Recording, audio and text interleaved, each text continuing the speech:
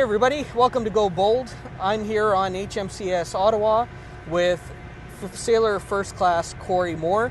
Corey, thanks for joining me today. No problem, happy to be here. Yeah, it's awesome. So tell me a little bit about one of your functions on board HMCS Ottawa. So on board, I'm a naval communicator by trade. I deal with communications and everything like that we do on board. With secondary duty, I'm a naval boarding party member. So we do marine interdictions overseas for trafficking goods, human trafficking, or anything like that, to ensure that we can stop the flow of goods to illicit countries or illicit organizations. Right.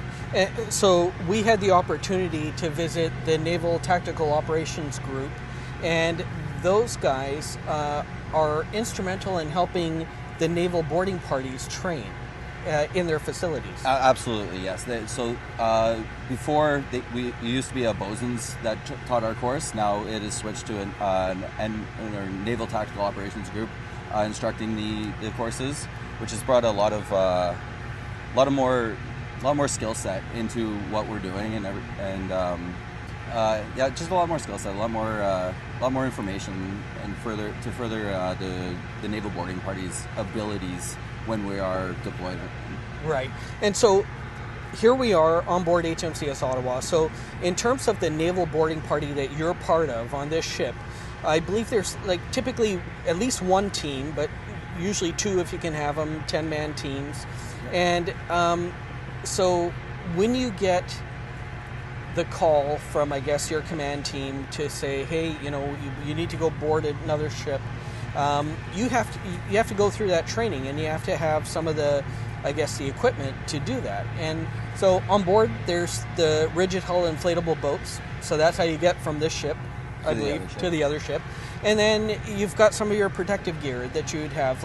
I know you don't have all of it on you right now, but tell me a little bit about that, because it sounds like it's kind of a really cool part of being a sailor. Yeah, absolutely. It's one of the, I like to say it's the coolest secondary duty that we can have on board.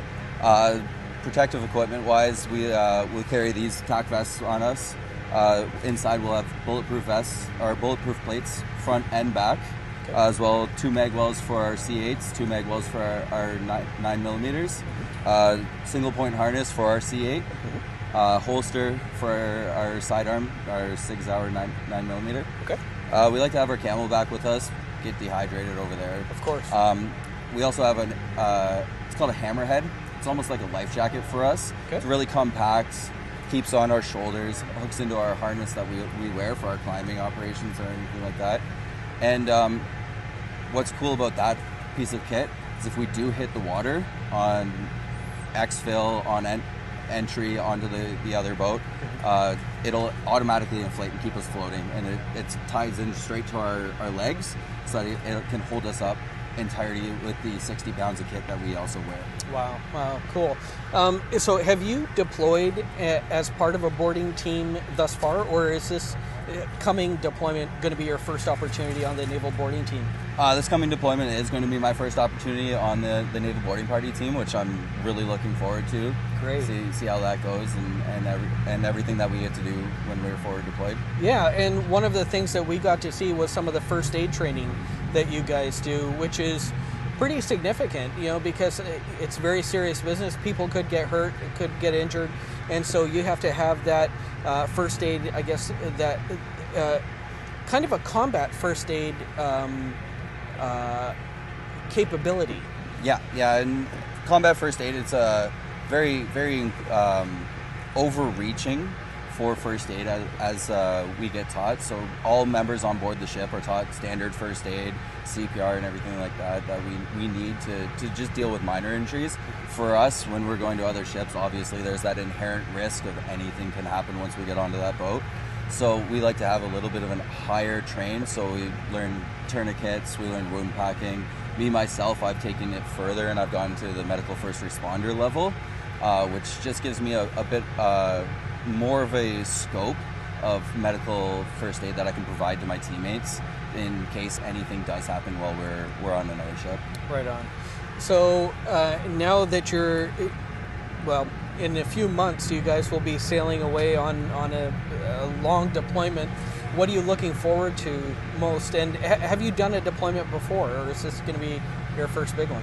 This will be my second deployment to the same area that we were going on this deployment. Looking forward to just being over there, doing our job, and being that pointy end of the spear for the Canadian government, and anything that happens beyond that is just a bonus for us almost. Right on.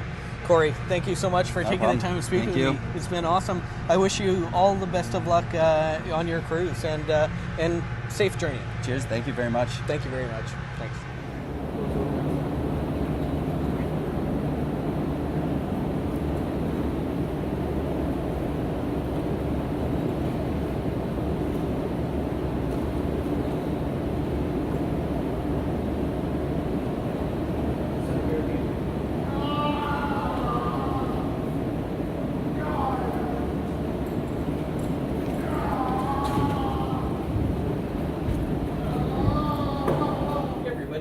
Today we're coming to you from Canadian Forces Base Esquimalt in the work point area of the base, and I'm joined by Lieutenant Matt Hallock, who is with the Naval Tactical Operations Group. Matt, thanks for joining me today. Thanks for being here. It's great to be in your backyard. Tell me a little bit about your career, Matt. How did you get to the position you are, and a little bit about the NTOG group? Absolutely. So I'm Matthew Hallock, as you said, originally from Winnipeg, Manitoba. So I went to school there, University of Manitoba, and then upon finishing school, I enrolled in the Canadian Armed Forces in 2017. I've been in for about 5.5 years now. So basically, once I completed my basic training, I went over, I think, just over there to Work Point to conduct my training as a naval warfare officer. Okay. Upon completion of that training, I was deployed with HMCS Calgary, and then after that deployment, I was able to join the Naval Tactical Operations Group, where I currently serve as the training officer. Awesome. So you're the training officer here at NTOG, and for those people that aren't familiar with what NTOG is, how would you describe it? So NTOG, or the Naval Tactical Operations Group, is a unit that specializes in maritime interdiction operations for the Royal Canadian Navy. So we strive to be the SMEs and the Center of Excellence for anything to do with boarding operations, force protection, anything like that, and provide that capability to the Royal Canadian Navy. So I guess a good analogy would be like a police officer and perhaps a SWAT team member in the police. So they're more specialized in some of the specific tasks that they may be called upon to do. Is that a fair kind of assessment of what NTOG would be compared to a sailor, a typical sailor? Yeah, I suppose you could say that. We do have a lot more specialized training to help keep ourselves safe whenever we're doing the job, because for the Royal Canadian Navy, any of those capabilities that we need to complete the mission, they're all about that specialized training that reduces the risk to anybody who could be, hurt, damage to property, damage to equipment on operation. So the members at NTOG are specially trained to reduce that risk, to be able to successfully carry out those missions and operations on behalf of the RCN. Awesome. And so, for those that also don't know, what does a boarding party typically do? So for the Royal Canadian Navy, on each ship, or our Halifax class frigates, we'll have a naval boarding party. So this is slightly different than NTOG, the unit I work with, though we do deliver the training for them.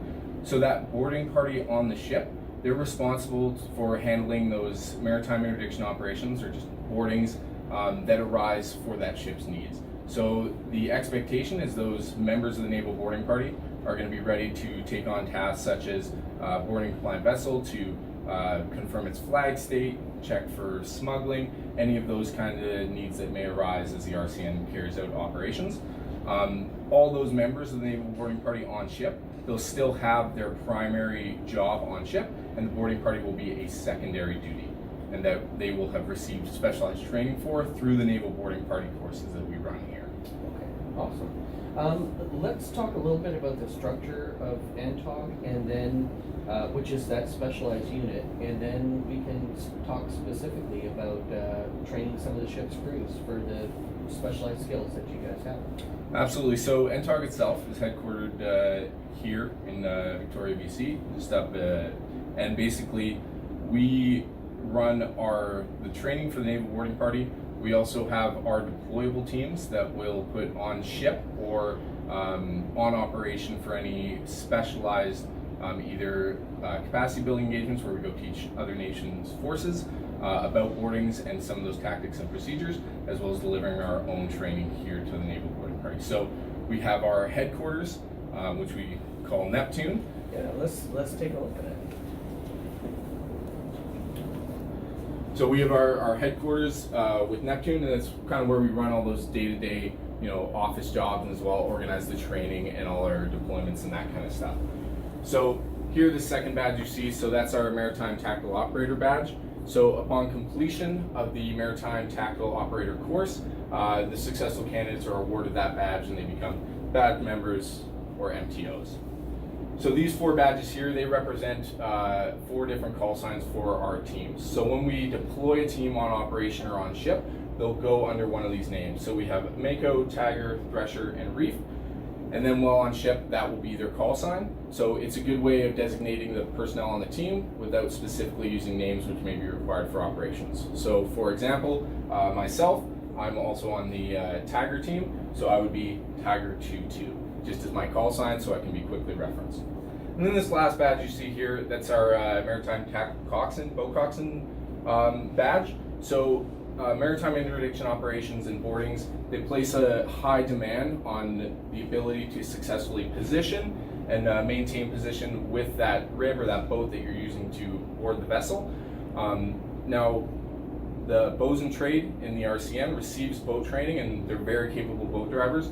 However, due to the demands and those risks of some of those MIO operations, we came up with a course and have been training our own specific boat drivers for the demands and needs of maritime interdiction operations. So once they complete that course, they become those badged boat drivers, and they're able to help us out and give us a ride to work, basically. Awesome. And some of the imagery here that we're seeing is from some of the operations that you guys have done at NTOP. Yes, absolutely. I don't have dates for all of them. This one, though, I'm pretty sure is just from Op Artemis. That actually might be the 2021 Op Artemis in the Gulf of Oman, where we were very successful. This was on board HMCS Calgary. Managed to break a few records in terms of drug seizures and making great contribution to Canada's commitment to combating contraband and smuggling in that area. Very cool stuff. Yeah, I'm looking forward to seeing how you guys do some of your training here. Absolutely. Excellent. Thank you, Matt. No problem. So Matt, here we are inside the NTOP training facility, and you're going to walk us through some of the areas where you do some of the training. Absolutely. So here at the Naval Boarding Party cell, where we deliver that Naval Boarding Party training, we have a number of resources for that. One of the biggest ones here is our actual Naval Boarding Party trainer. So this space here is basically a collection of sea cans that have been altered in order to present a mock-up of an actual vessel so that our teams can practice properly, effectively, and safely boarding a vessel without having to tie up the resources at sea, and that way we can kind of learn and build that capability. Do you want to take a look inside? I would love to take a look inside. Matt, tell me a little bit about the Halifax class crews and the folks that you guys train from the ships in your group, because you guys are the specialists. Absolutely. So we deliver the training for the naval boarding parties on board the Halifax class ships. So the boarding parties on those ships are made up of sailors who already have their primary duty, which is their job on the ship, whether it's bosun or NCI or what have you. And then as a secondary duty, they'll be members of the naval boarding party team, providing the ship with the capability of conducting any of those boardings or MIO operations they may need to do. So in order to become a member of that team on ship, they'll receive the specialized training in the Naval Boarding Party basic course here. That's the course we deliver, as well as if they're an officer in a leadership position on that team, they'll receive the Naval Boarding Party supervisor course, teaching them how to lead that and run that team. And then once they complete the courses, they'll head back to the ship and take that skill set to the ship. Awesome. And so I believe that there's a couple of different groups on board the ship, right? Once they're trained up, there's like an alpha, if I remember correctly. Absolutely. So The primary boarding team on the ship will be called the Alpha Wave. That'll be made up of 10 personnel. And then if they have enough qualified personnel, they'll build what's called a Bravo Wave. That's a second wave of 10 personnel. So that way they have those additional personnel to help with a larger vessel or help expedite a search or anything they might be doing. Right, okay. Show me, I guess, if you don't mind, some of the tools that you guys use to do some of the training for either the ship's boarding party or even for your NTOG group. Absolutely. So with some of our training aids that I can talk about, so we conduct a lot of work with teaching them how to effectively and safely handle personnel. So if somebody does need to be restrained in order for their safety and the safety of the team conducting boarding, we'll teach them how to safely do that. So one of the tools we use is training cuffs. So they're usually demarked by being red, and basically they act the same as our actual operational zip cuffs. So you can just pull to restrain somebody, but the nice thing about these cuffs, because they're training, they should just pull back out for reuse versus the real ones where you have to cut. Right. So they do a lot of work with practicing that skill. Just anytime they're going to be interacting with somebody in that nature, we want to make sure it's done properly and professionally. Sure. So we also have, you might see on the occasional Instagram post or stuff like that, our rubber rifles or our rubber guns, as you might call them. So these are used as a training aid because we do have strict safety precautions and controls around weapons and firearms in the armed forces. We use these just to aid with the speed of training and efficiency, because they can still practice all those movements when they're entering a space in order to clear it and secure it, using these sorts of rubber guns rather than having to use a full real rifle. Additionally, I don't know if you can quite see, but there's a fair amount of paint around the walls and stuff like that. That's because we use something called CS, or Close Engagement Ammunition Simulation System. And what that is that's basically a paint marking round we use with our weapons during training. And what that does is it offers the ability to have the ability to fire that weapon at a perceived threat, or be fired at and teach you to protect yourself.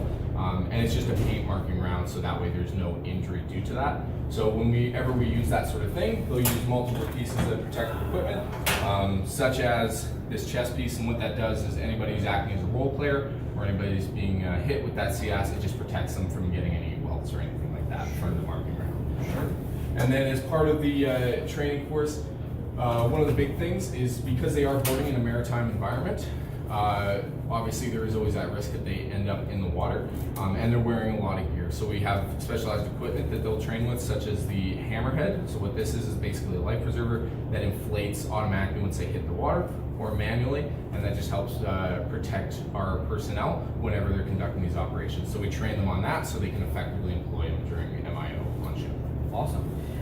And in the background, we have a visual representation of somebody that, I guess these are just put into this trainer in random spots, and it's meant to be, I guess, a shoot, no shoot type of scenario. Absolutely. So one of the biggest things with the training that we're delivering is we expect the highest standard from our sailors. So we want to make sure anytime they enter a situation where they might need to use their weapon, they're only using it when appropriate. So all throughout the training, we reinforce the fact that you have to look, you have to see what's around in your environment in that situation, and you have to make the right decision. So we focus a lot on that and making sure when it gets to the real operations, our personnel are going to make the right decision.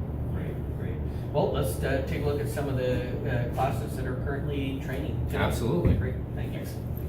So combat first aid is one of the most important skills they learn on course, because whenever you have an injury in a tactical situation, obviously we want to get them to a medic and a doctor and all that higher medical care. However, that quick first intervention, addressing a major loss of blood, any gunshot wounds, anything like that, that's going to be vital in making sure that person survives once they get to higher medical care. So we teach them to conduct those interventions to make sure they can help either members of their team if they're hurt, or anybody else they might come across while they're doing their operation. And at the same time, they have to be tactically still aware. And that's one of the big challenges, is we have to teach how to make those interventions and provide that care, but at the same time, they're still in a tactical environment. They still have to make sure they're in the fight and finish that fight before they start delivering that care, in order to make sure they themselves don't become a casualty.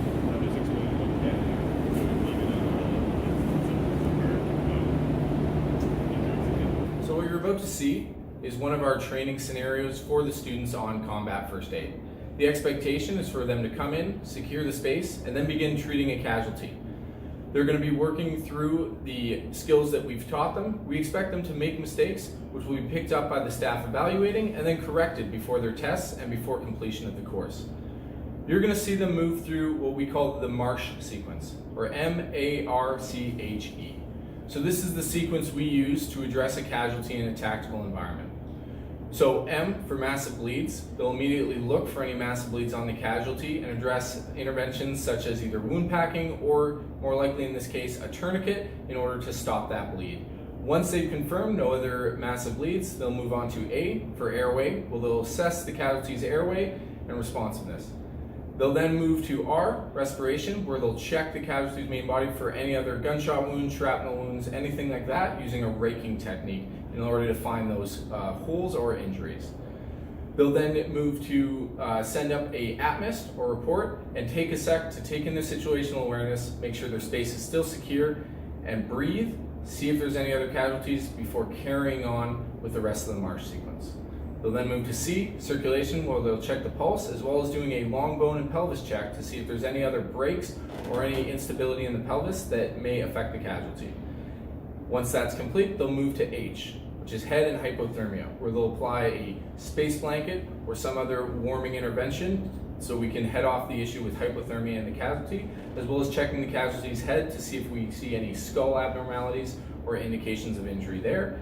And then once they've completed that, they'll move to eyes and everything else, where they check the responsiveness and handle any other items that may be going on with the casualty. The main goal of the MARCH sequence is to apply those life-saving interventions first, get that bleeding or the respiration under control, and then move to get the casualty out and to higher medical care as soon as possible.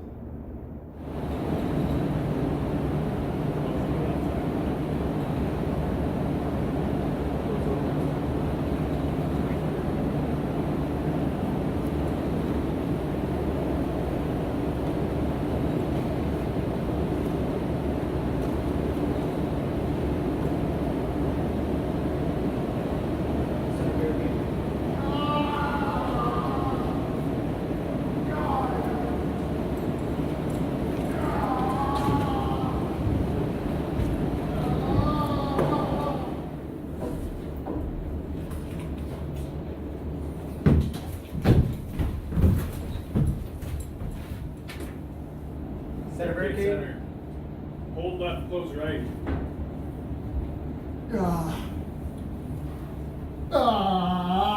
Casualty.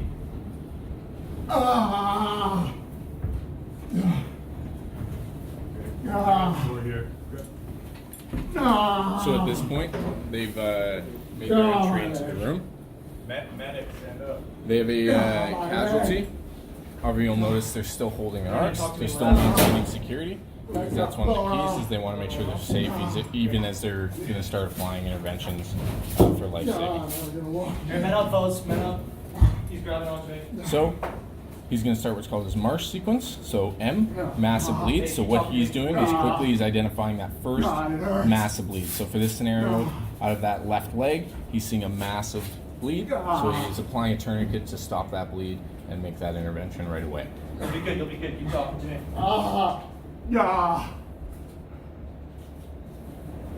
My shoulder. Time, 10:59. So now what he's doing, he's stopped that one massive bleed he knew about. So now he's checking the neck, he's checking the arms, any of those areas you have those major arteries. He's looking for any other massive bleeds. The important thing is he's not getting distracted by anything else. He's going through his system, his MARCH sequence, and he's moving through. So he's now checked for any other massive bleeds. He's good to go. He moves on to A.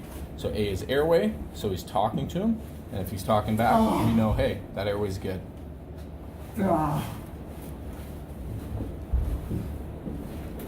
So now he's moving to R.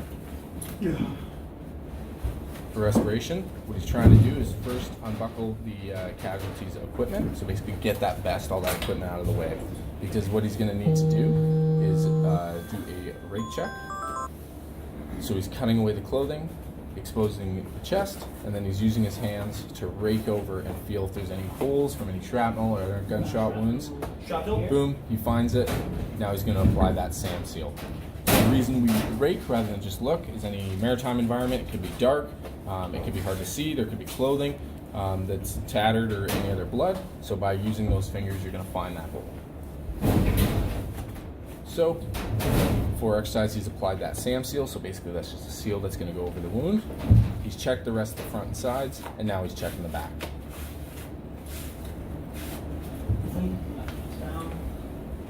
Unconscious on you. Okay, stop.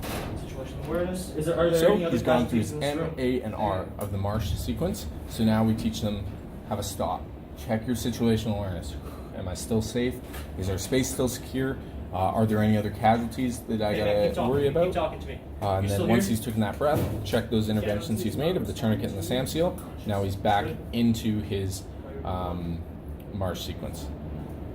And he also notices at this point his casualties become unconscious, so right away he knows, okay, that's going to change some of the stuff I've already done.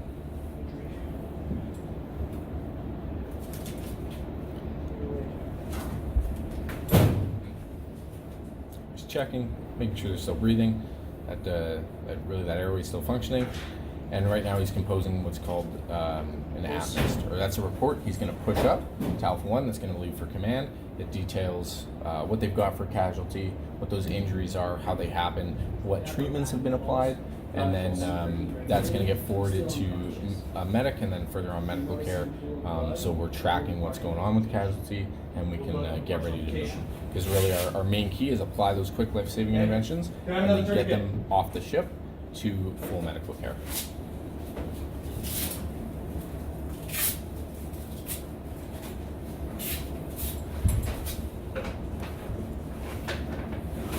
So he's found now that first tourniquet he put on, he sees that bleed reopen while he's doing a quick check.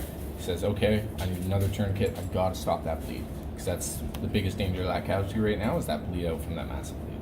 Bleeding stop. Stop. Time 10:03. I'm gonna restart at the M.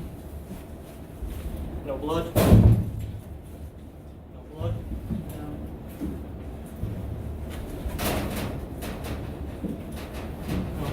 And now you see, something changed. He took a sec, he did an intervention, so now he reworks that MAR, that start of that sequence again. Make sure there's nothing's changed. Okay. He checks that SAM seal on the chest, make sure he didn't miss anything on the No chest. other casualties. Takes another breath, confirms to himself nothing's changed in my situation. We haven't lost security, there's no other casualties, so now I can get back into my march sequence.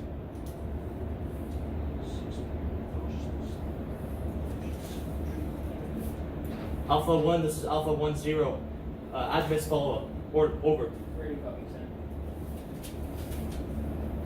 Alpha 1, we have a 1 times priority 1. Fighting age male, time 11:01. Para Mike, gunfight wound. Injury, Para India.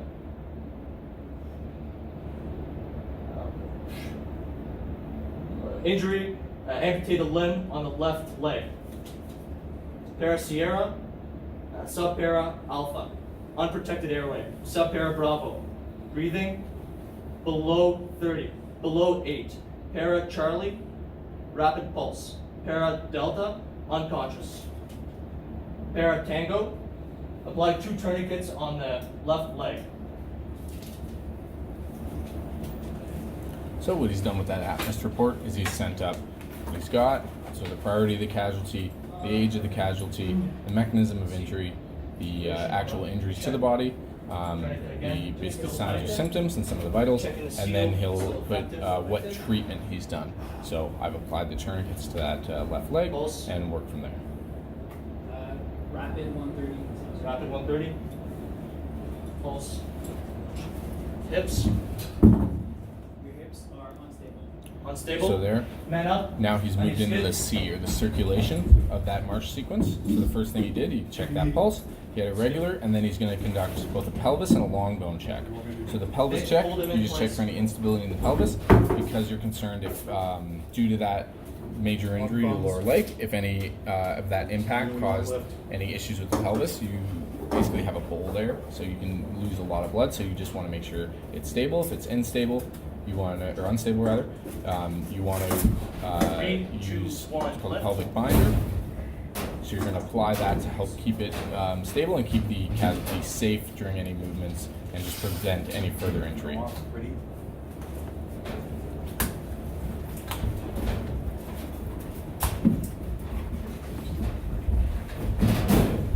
Slide his legs together at the time. Yep. And they're tying his legs together, and that's just again to keep him stable and prevent movement to that unstable pelvis. Okay, I'm gonna check long bones. So now he's going to the long bone check. He's going to check the arms and the legs to make sure there's no major breaks there that could be affecting that circulation. Head. No irregularities. Blood. Hypothermia. Skin. Now is he's not on the flammable. H and hypothermia. No blue lips. He's checking to make sure there's no issues with hypothermia. If there are, in a full scenario, he might put on a basically we call it a space blanket. It's a silver blanket to prevent that body heat from being lost, because that's a real concern with casualties is the onset of hypothermia.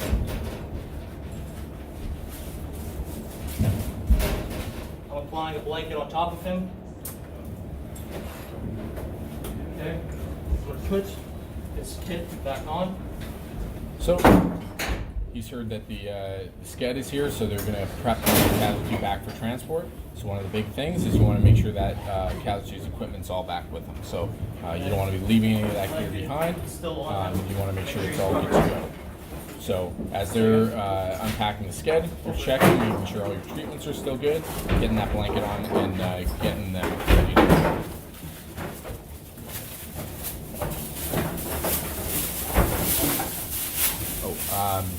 The SCED is basically just a casualty transportation device, so it rolls out kind of like what you'd see with a stretcher, except it's plastic and it rolls up, and it allows you to move the casualty while not having to carry an entire big stretcher with you through the ship.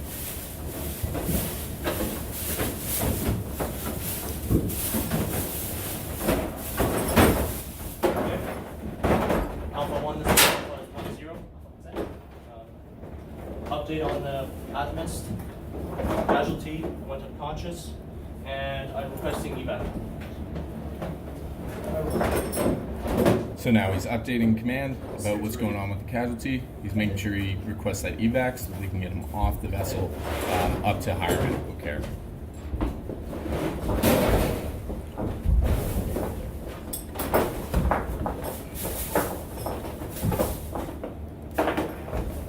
Okay, we're gonna need another man.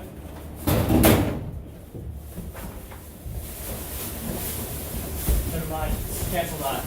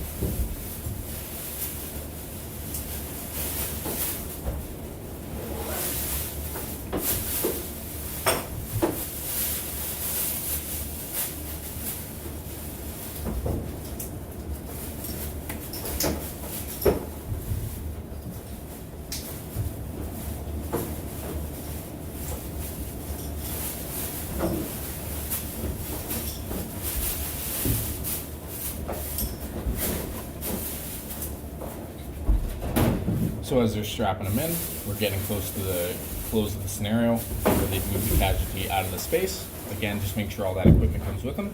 And then once we've completed this training scenario, our medics who are on site evaluating are going to give them the debrief points. So this could be if they missed a treatment or an intervention, or anything that just needs to be cleaned up, as well as anything such as like the placement of the casualty in the tactical sense, where it is in relation to doors and that kind of stuff.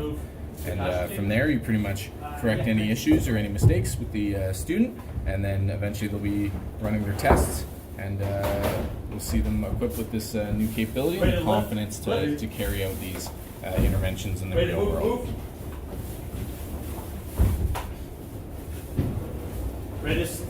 Ready, keep going.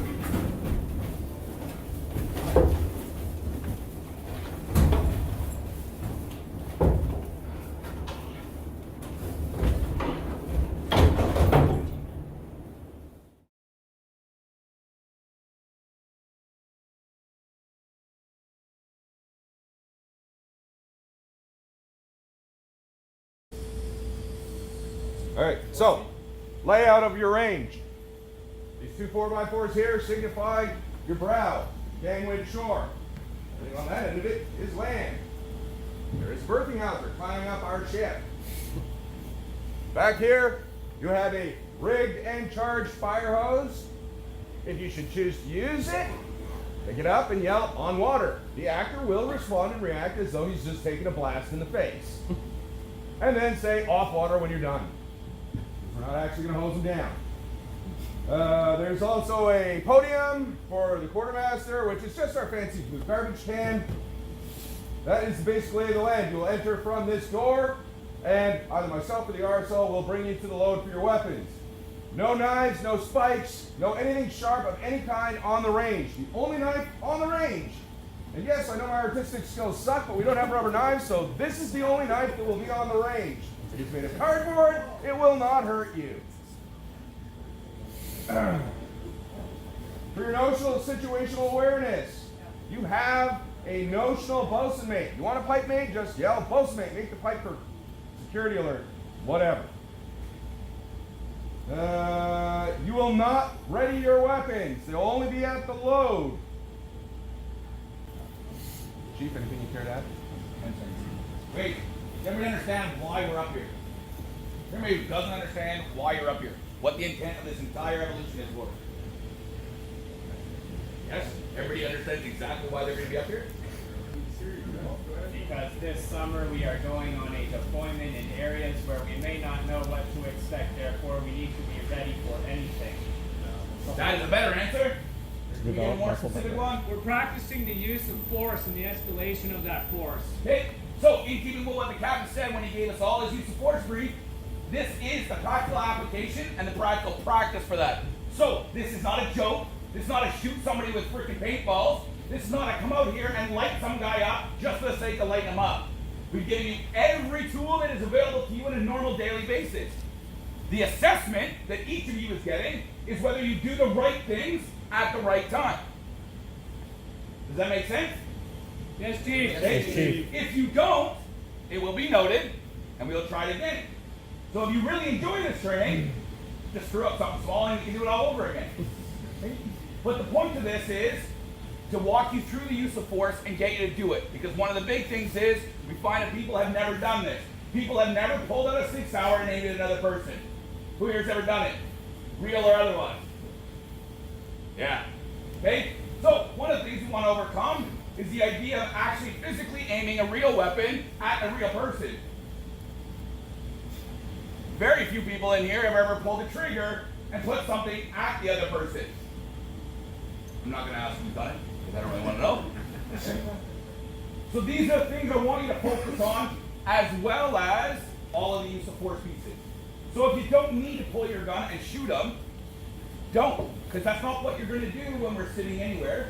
If he's just standing there being a jackass and yelling and screaming at you, you're not going to shoot him.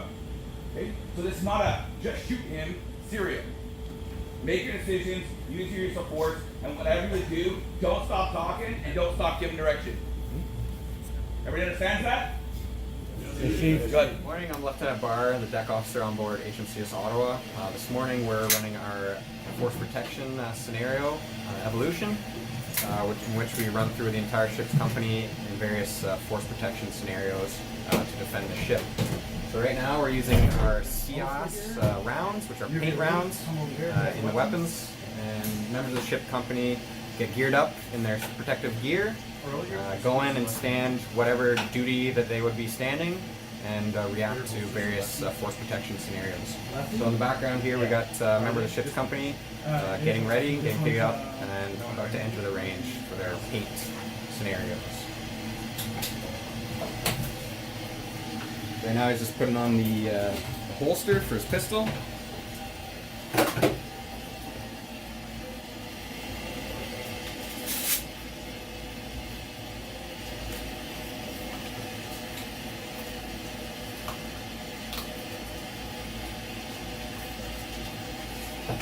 You can see on the vest, the pink on the vest, that's the former bullet marks. So that indicates if you're hit or not. We haven't cleaned that vest in a while, it looks like. It's riddled with paint bullets there. It's getting good use. Yeah, absolutely. Good training. Yeah.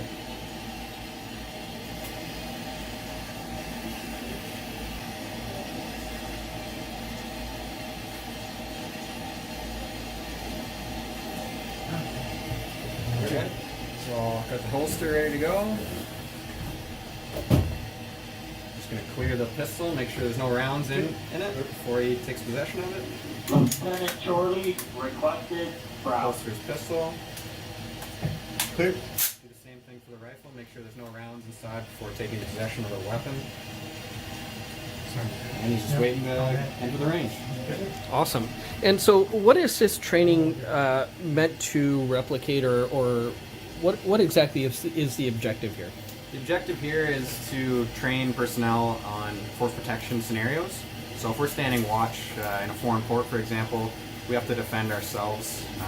We hope we don't have to use force, but it may be necessary. So that's why we're training the rules of engagement into our sailors. Awesome. Thank you very much. Hangar out of bounds. Weapons firing in progress. Alright, stand by and then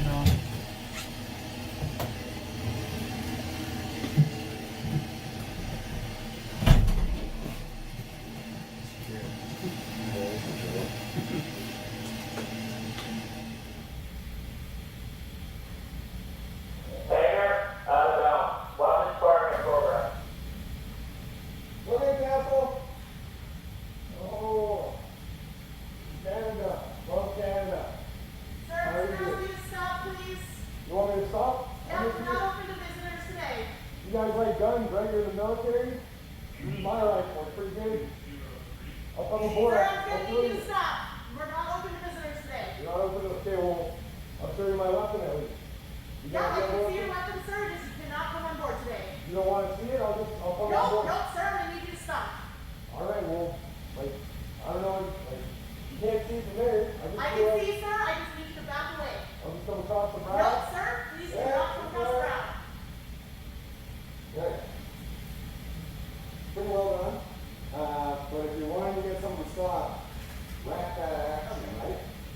Other than that, yeah, you did the right thing. He wasn't being aggressive. He wasn't being a threat. So, and we're in that part of the world where everyone's got guns. But if you want someone to stop, everyone speaks gun. And they know that sound, right?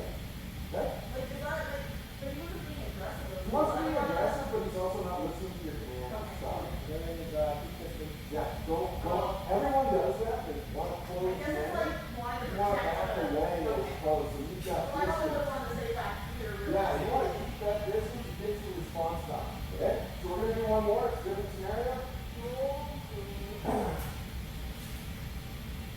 This isn't wrong for you to hold it like this even though you're standing over there. So I would prefer that you hold it at the standing carry so that you're not raising it. Okay, Capital, I'm Tim. You guys from my country, huh? Sir, ask you to stop, please. I want you guys to leave. Why the are you here? I want this ship out of here. In my country, it's going. Sir, I'm just going to ask you to back away. What are you going to do? Sir,